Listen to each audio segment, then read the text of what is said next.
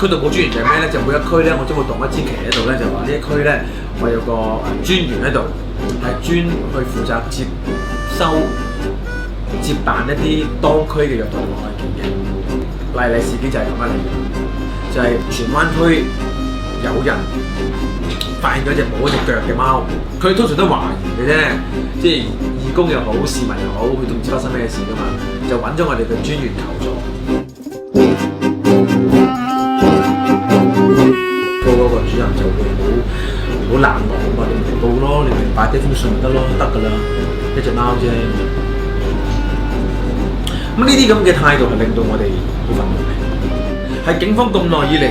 竟然夠膽講香港虐待動物案件咧數字越嚟越少啊，梗係少啦，佢真你都唔收。我覺得任何一個慈善機構嘅阿頭咧，都要有一個咁嘅信念，就係話，如果你做嗰樣嘢係啱嘅話咧，一定會執。